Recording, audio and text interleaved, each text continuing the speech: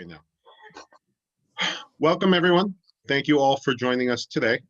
My name is Gershon. I'm the founder of Imperial Advisory Outsourced CFOs. We provide part-time CFO services to mid-sized businesses, and we bring the financial perspective to C-suite conversations. Generally, our clients do not have CFOs. Sometimes they do, but generally they do not. And we then serve as an advisor to the CEO and, again, as the CFO.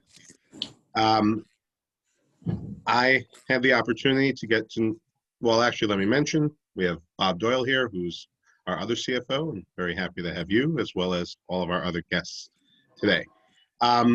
Especially happy to have Pinny Ackerman here today. Pinny Ackerman is one of the partners of PEYD, which does a whole bunch of things, but the reason that Pinny is here today is to talk to us about credit cards.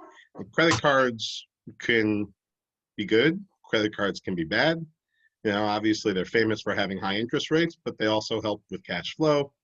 And sometimes when you got a bill to pay, if you have the cash in your bank account and you're not going to pay interest on your credit card, paying it with a credit card means that you can hold on to your money for longer, which means you can do other important things with your money. And as all of you, I'm sure know, cash flow is the lifeblood of business. So anyway, Pinny is here to tell us a little bit about PEYD and share some strategies for how to, well, in my words, optimize your credit card usage, but I'm sure you'll all learn a lot.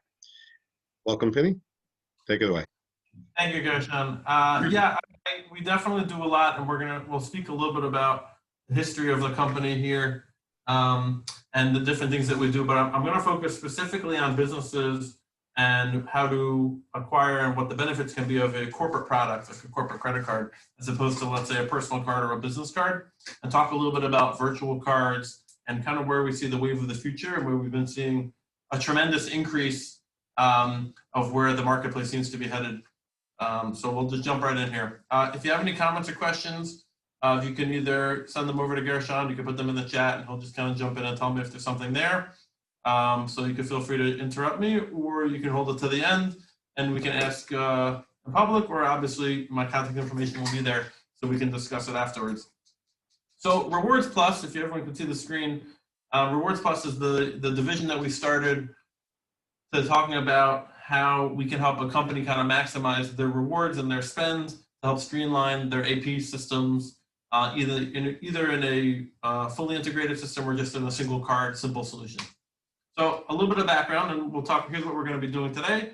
A little about us. We're going to talk about rewards redemption, the travel part of the business that we're in, PEYD 360, which kind of ties that together, and then Rewards Plus, which is this corporate push. Then we'll dig a little bit into Rewards Plus, and then we'll talk a little bit about a case study so you can understand where the value really comes in.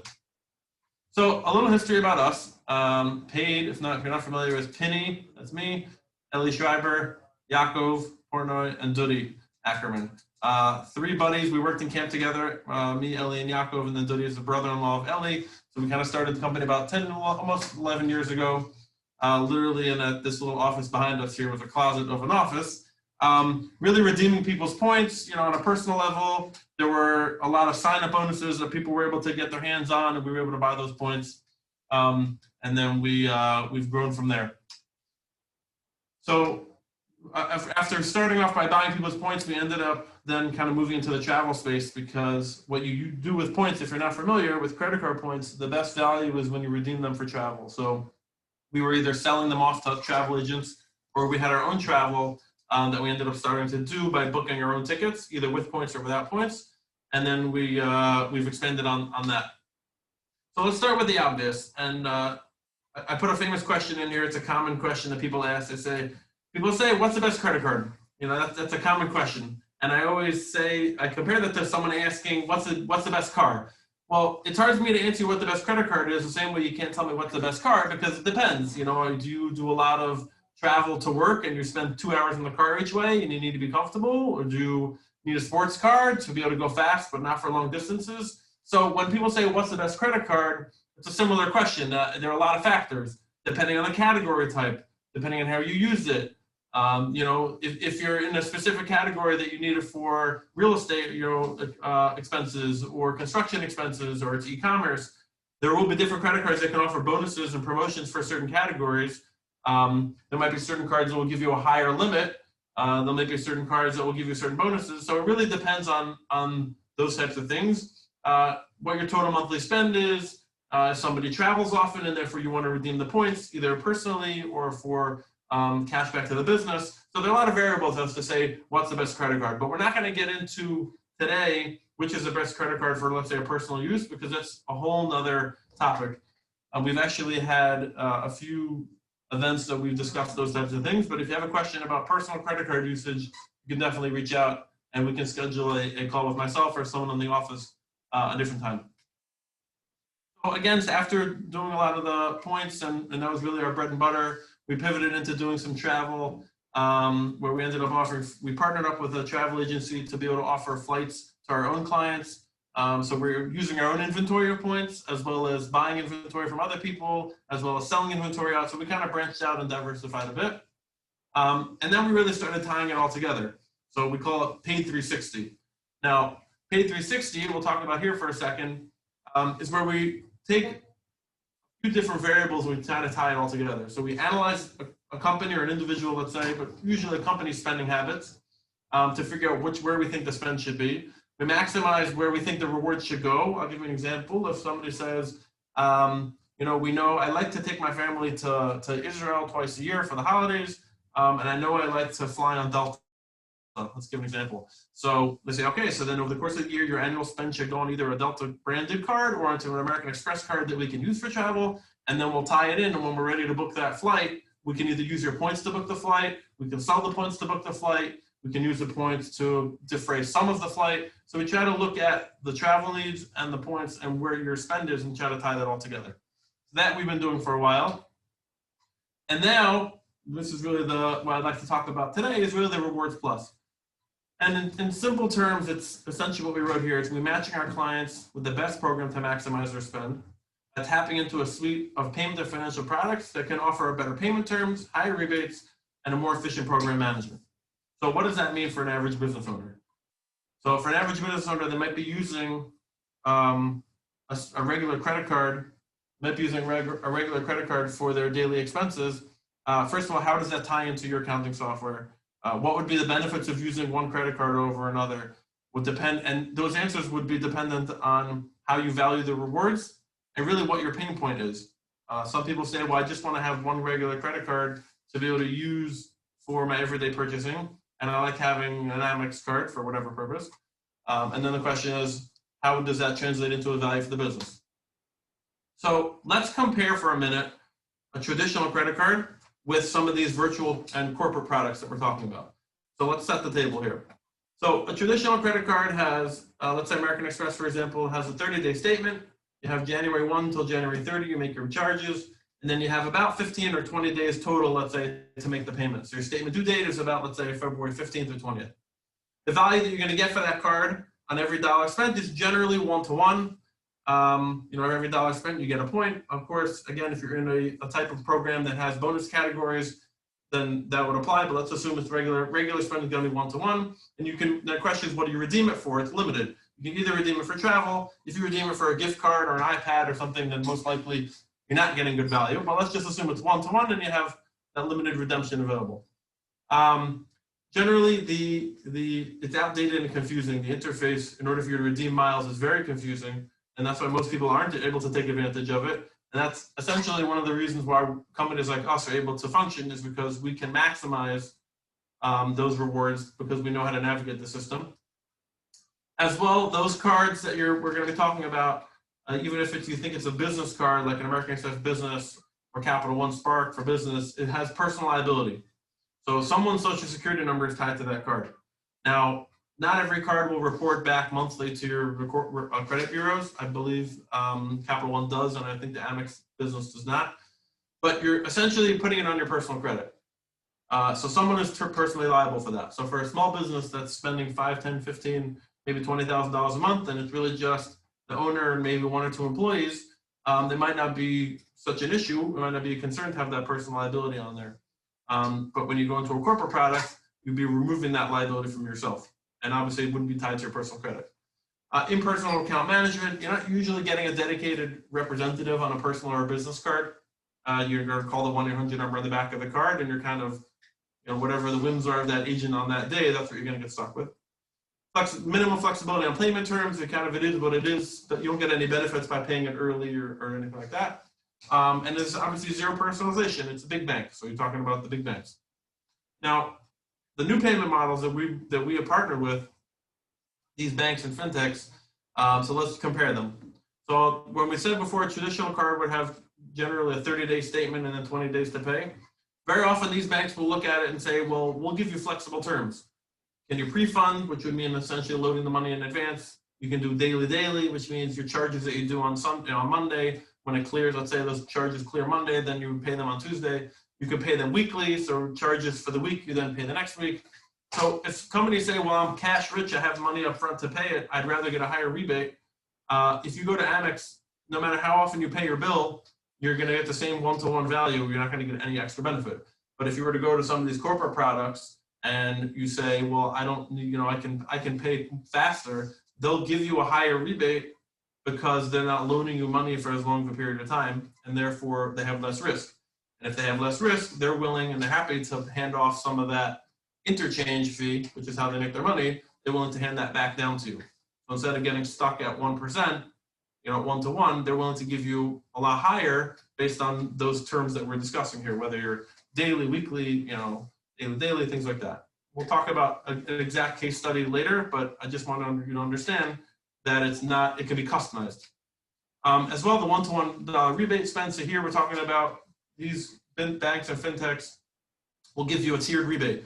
So they might tell you that from $1 to $50,000 or $100,000, they'll give you 1.2 cents if you pay them biweekly or monthly, let's say. But if you spend over $200,000 or if you get to the next threshold, they're willing to go back and then give you 1.3 cents or 1.4 cents rebate. So they'll actually give you a higher rebate amount if you get to certain tiers. Again, with a traditional card, it doesn't matter how much you spend on that card every month. They're not going to give you more rebates based on the volume of spend unless it's a bonus category or something like that.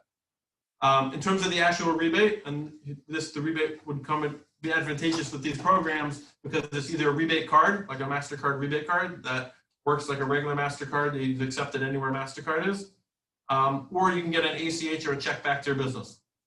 Now, 90% of the time, our clients take the rebate card because, although we're not accountants, and maybe Gershon would advise you whether or not how to calculate this in terms of income, MasterCard and these banks will not issue a 1099 for the rebate card.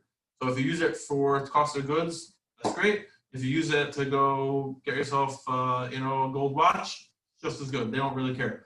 Obviously, if you get an ACH or a check, it'll show as a line item. You'll have to figure that out. But the point is that the rebate that they're going to provide to you can go onto a rebate card that you can use however you'd like. Okay, so the other programs will have a confusing interface for accounting and things like that.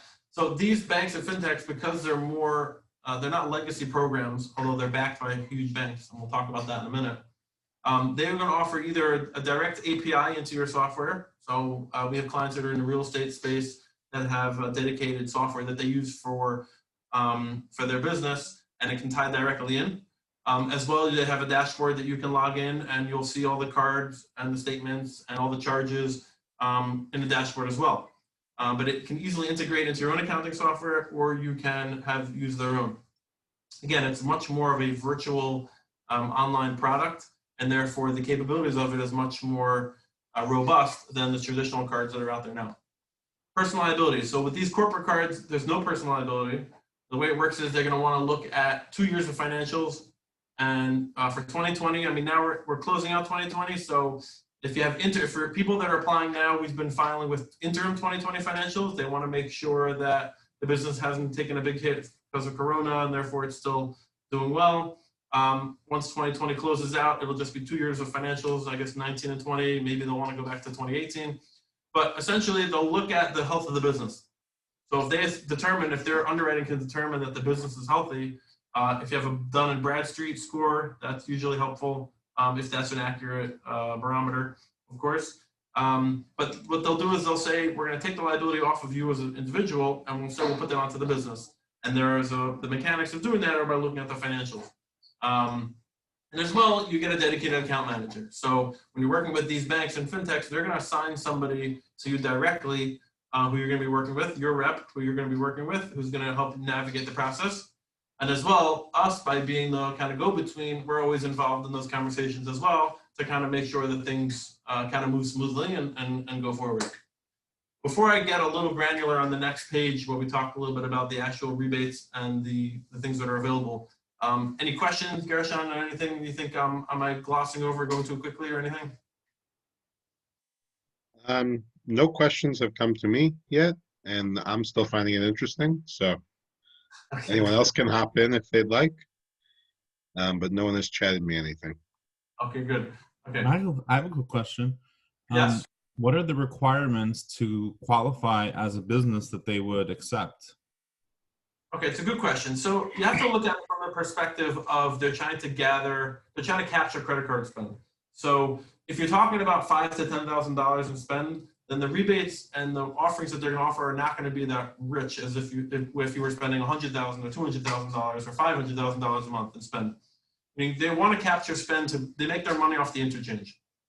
So every dollar that you run through MasterCard, that's how they collect it, and they'll pass some of that back to you. So when I see clients that are spending $20,000 a month and they may be using an Amex card and maybe a Capital One Spark, generally the offering won't be so competitive because the rebate they're going to give you is going to be comparable to what you're already getting, and you might not see as much value.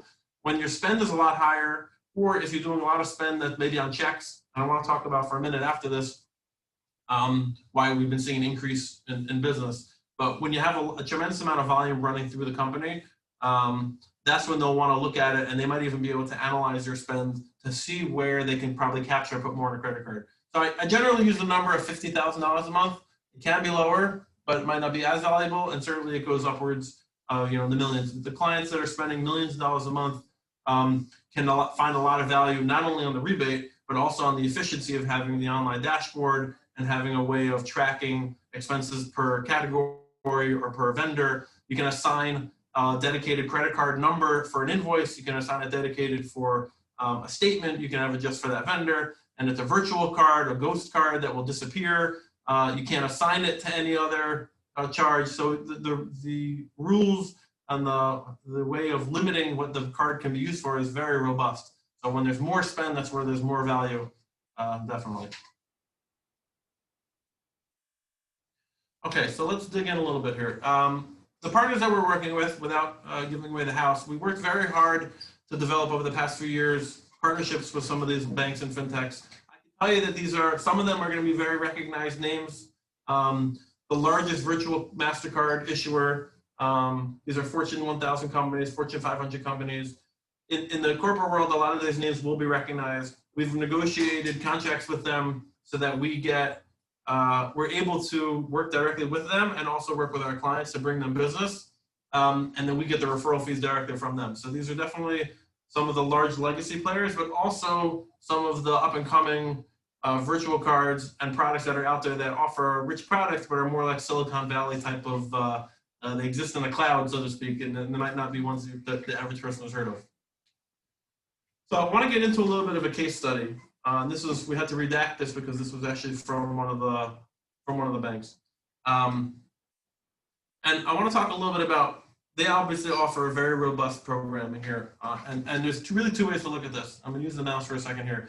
They offer fully integrated system where they can automate your AP, they can make payments internationally. They have all sorts of purchasing cards. They can do travel and expense management, so they can tie it to Concur and things like that. They can make payroll cards. They have a lot of stuff where once we take the lid off, we can really get an idea of where the value comes in. But without getting into the weeds about the robust programs, what I generally like to start off with is saying, how much are you spending per month on card? Which cards are you using? And if you have any pain points. And then we can kind of figure out what makes the most sense. Because sometimes a client will just say, well, I just want to replace the current card with a new card. And I just need one credit card that I'm going to use. I don't want to have a million different cards. Even if you're going to give me a dashboard to manage that whole process, I just want to have one card to replace my existing card. So that would be a single card solution, or here where it's called a purchasing card. Like if people will use the regular Amex card, we'll just give them a new virtual card. But they offer the ability to really go through and offer a more robust product. And down here it talks about, oops, I'm covering here. Here it talks about, when it talks about the virtual card, single-use MasterCard to replace checks, and they can have multiple cards used for T&E and point-to-sale purchases. So there's definitely a few different ways they can go about it. As well, what they'll offer, let me just go here for a second. I'm going to skip ahead for a second.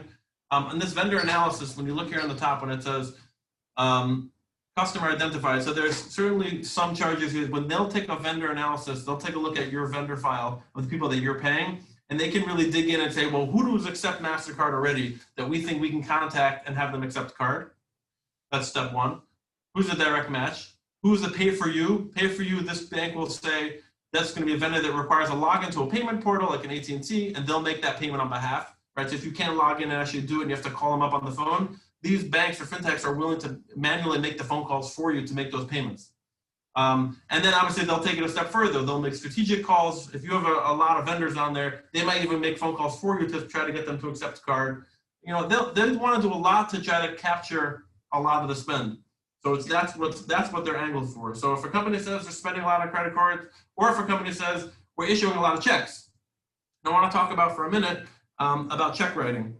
So these banks and the fintechs obviously are very much focused on capturing spend and putting it onto a credit card because they make the money on the interchange. Any payment that goes via check, and I don't have it here, but the number I'm pretty sure they use is like $7 per check. That it costs on average $7 per check from the time it takes or from the labor of the AP team to the stamp, the mail, to the delay that it takes in getting the check there, you know, stuffing the envelope and all things like that. Now, that was pre-Corona. Now, during Corona, I think what we've seen is a tremendous increase in the use of virtual and credit card acceptance by vendors because AP and AR teams are now working remotely. So like, I'll give you an example for us. We don't issue checks anymore because we just do, e-checks, ACHs, and that's how we'll pay people for their points.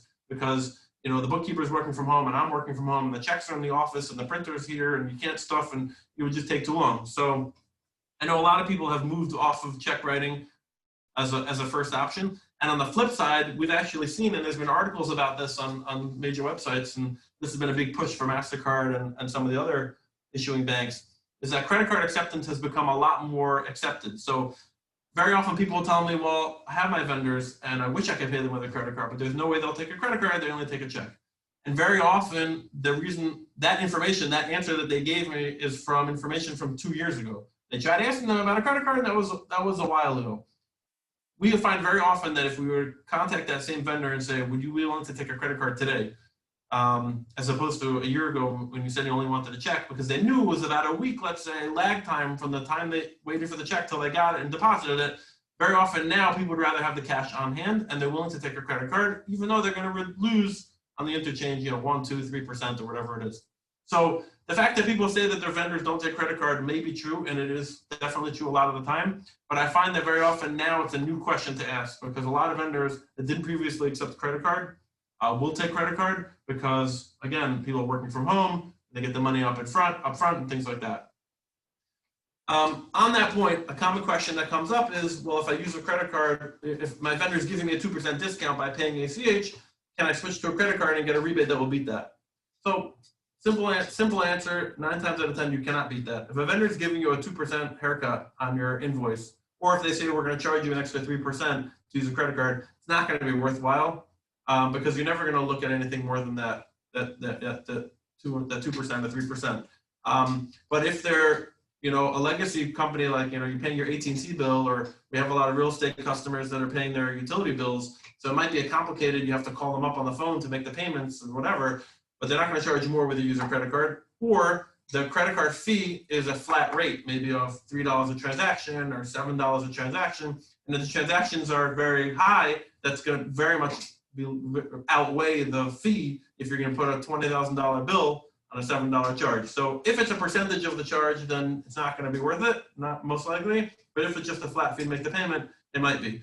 So what we're seeing now is that as much as this was a valuable product for the past few years that we've been doing, that with the rate of Amex points being a lot lower because travel is down, so the value of points is down.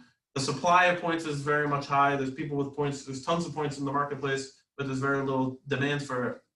So the value of these banks to come in with an offering like this and we'll talk about in a minute, I'm going to go back, to talk about the rates being in the low end 1.2 and the high end of 1.617 are a lot more competitive than it might have been a year ago.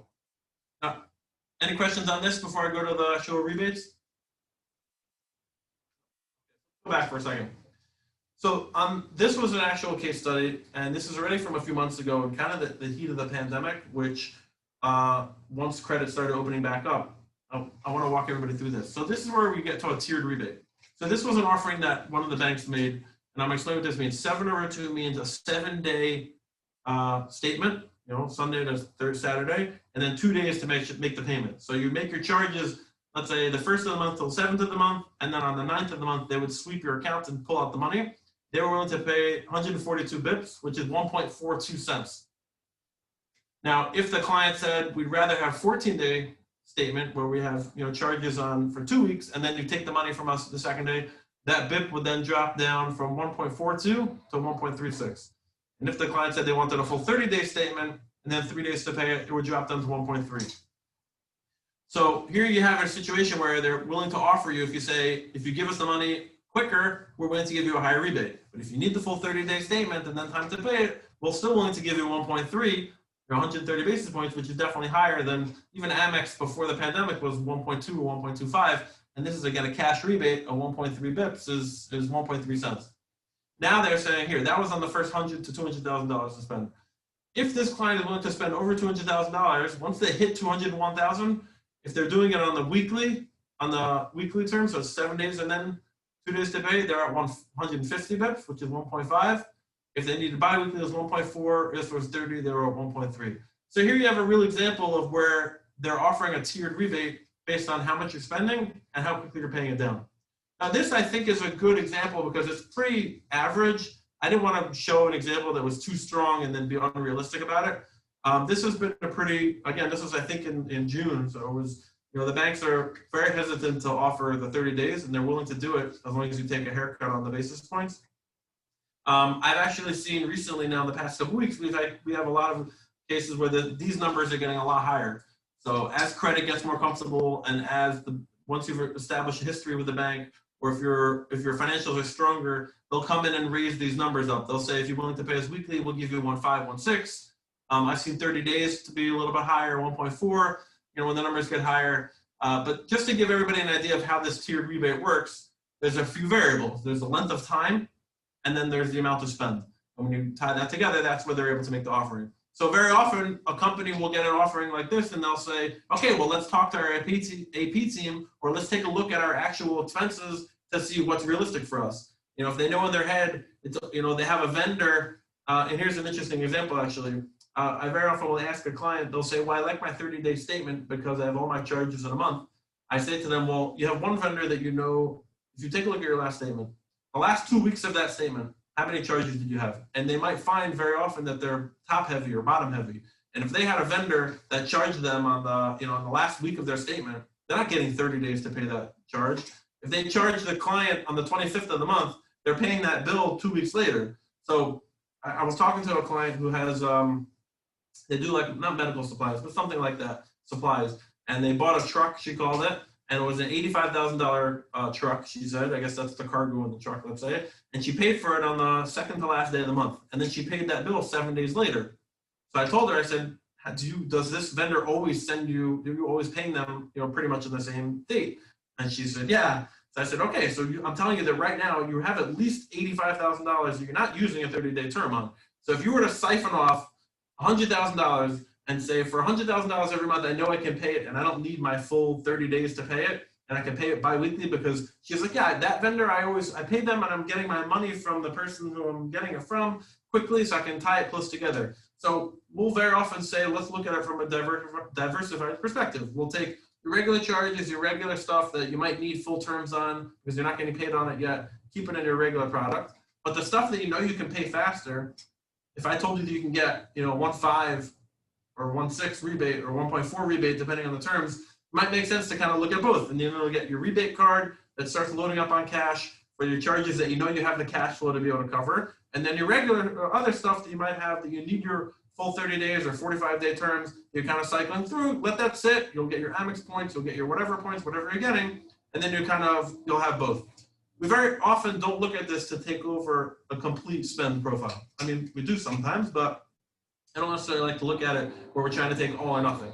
But very often when we talk to somebody and they talk about how they love their 30 days and they need their 30-day float, when they actually look at their charges and they look at their expenses and how quickly they're paying the bill, they're not really taking advantage of that. Just as an example. Is that clear, Gershon? Did that come out clear? I was trying to, okay, good. Okay, I was just thinking about how I hope the people on the call are finance people. To me, it was very clear, but it was clear and interesting, but it was a little granular. I'm trying to show that there's a little bit of depth here without showing too much of the depth, because I want people to understand that there really is a value between a traditional credit card and a personal or business card versus a corporate product that can be much more customized. When you talk about a customized product, the possibilities are almost endless, but this has been a very true example of where I find that a lot of people are able to latch onto. There are very often people that come in and say, we want a corporate product purely because they don't want the personal liability. And that's the only thing that they want. And the rebate is just icing on the cake.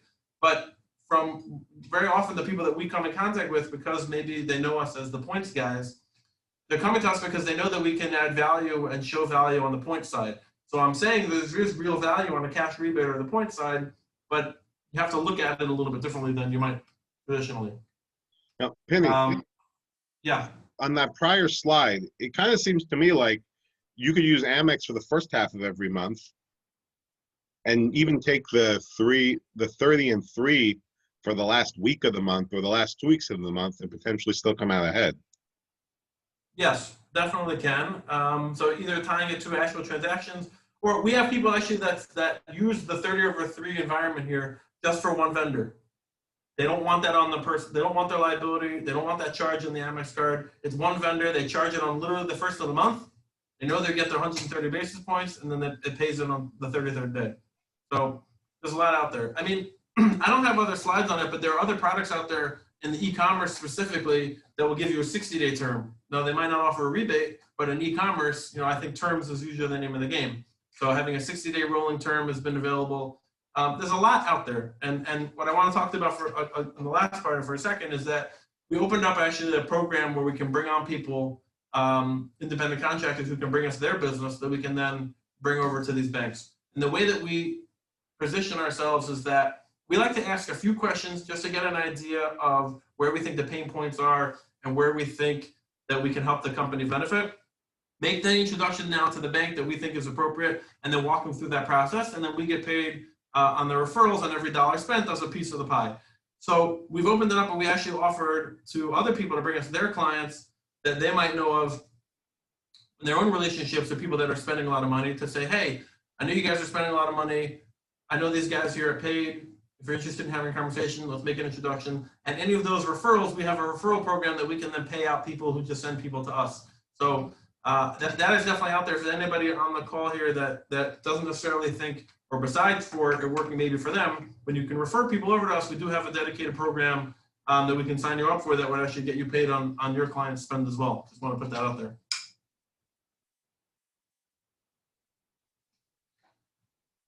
So that just about wraps it up, I think, regarding this and what we're talking about today. I hope it gave people a basic understanding of corporate cards and what's available out there, what the benefits can be of a virtual card and a corporate card as opposed to a legacy business or personal card. And again, it's hard for me to encapsulate everything into a 40-minute webinar, but I just wanted to open people's eyes a little bit. And if there's anybody out there that wants to reach out to me directly afterwards with any questions, I'd love the opportunity to speak. I do want to thank again Gershon for having us on here and kind of putting me up to this. I really appreciate it. And thank you very much, guys. Absolutely. Thank you, Penny. Thank you for joining us. Thank you for an interesting and informative session. Thank all the rest of you for joining us.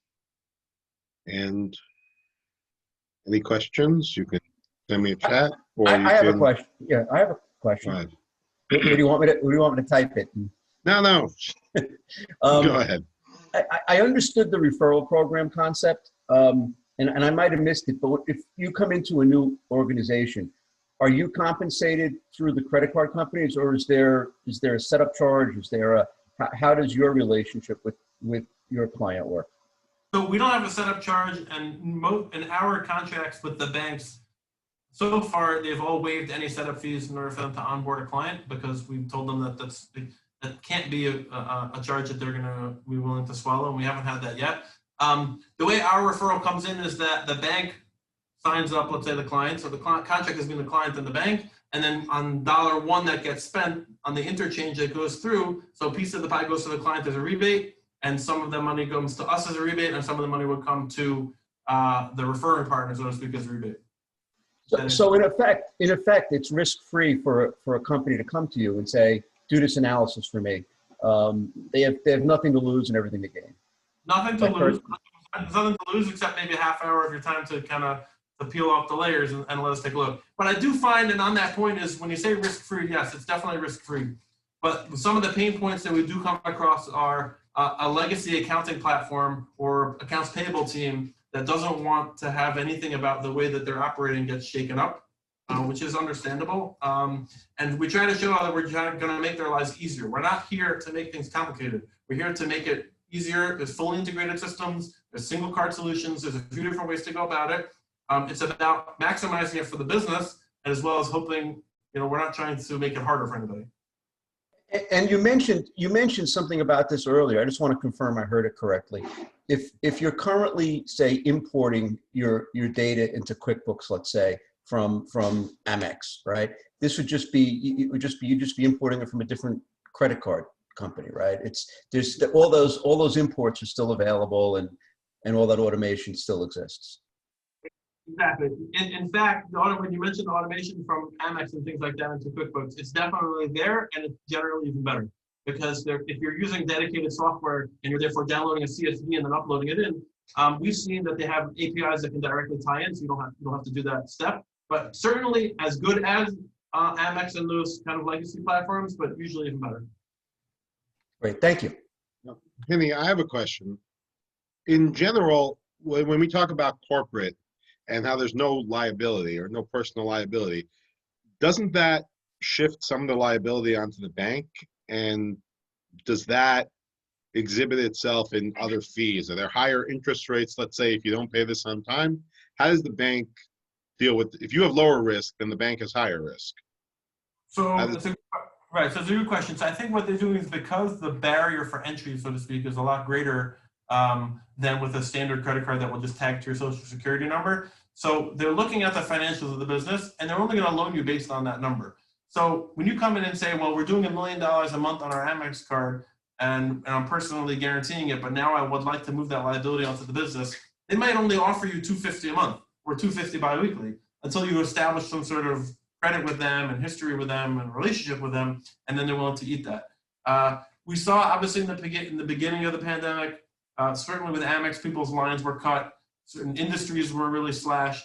But when the health of the business is strong, and that's one of the reasons when they ask for financials, they want to see the interim 2020 financials. I always ask, how was your 2020? Because certain industries were flourishing, and certain industries really had a hard time. And that, they're not stupid, the banks, and they're underwriting based on the credit worthiness. So they are willing to take on that risk, assuming that everything kind of checks out, and it's going to be limited risk. I literally had a call this morning with somebody who had a very healthy business that has audited financials, and they're selling online. So they're selling more toys online this year than they did last year, and they're doing well over $1 million a month on their current Amex cards. I think it's $1.2 million a month, but they were only approved for $100,000 monthly if they're one of these other banks, because the way that their finances were set up, they just weren't comfortable with that risk factor. So it's not always a slam dunk. I'm not going to promise that it's always going to be, a slam dunk. You're going to get credit, and credit's just just free, and it's coming and whatever. It's not like that. They want to make sure that everything is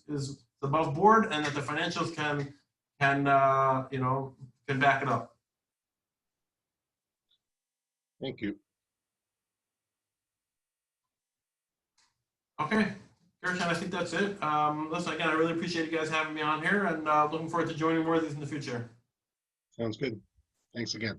And thank you all for joining. All righty, thanks.